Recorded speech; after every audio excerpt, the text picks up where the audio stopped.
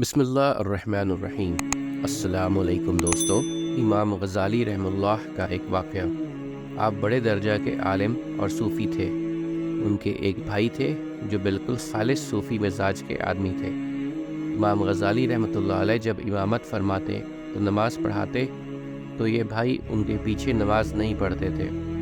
کسی نے ان کی والدہ سے شکایت کر دی کہ یہ اپنے بھائی کے پیچھے نماز نہیں پڑھتے۔ والدہ نے ان کو بلایا اور ان سے پوچھا کہ تم اپنے بھائی کے پیچھے نماز کیوں نہیں پڑھتے؟ انہوں نے جواب دیا کہ ان کی نماز ہی کیا ہے، میں ان کے پیچھے کیسے نماز پڑھوں؟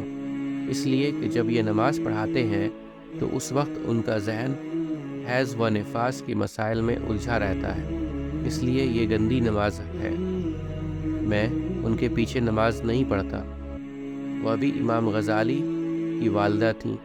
جواب میں فرمایا کہ تمہارا بھائی تو نماز کے اندر فقہی مسئلے سوچتا ہے، اور نماز کے اندر فقہی مسئلے سوچنا جائز ہے، اور تم نماز کے اندر اپنے بھائی کی عیب جوئی میں لگے رہتے ہو اور یہ دیکھتے رہتے ہو کہ اس کی نماز صحیح یا غلط، اور نماز کے اندر یہ کام یقینی طور پر حرام ہے، لہٰذا بتاؤ کہ وہ بہتر ہے یا تم بہتر ہو۔ امید کرتا ہوں دوستو کہ آپ کو آج کی ویڈیو اچھی لگی ہوگی۔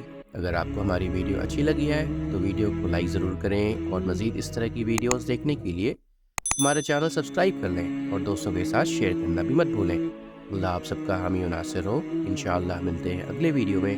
اجازت دیجیے۔ السلام علیکم۔ اللہ حافظ۔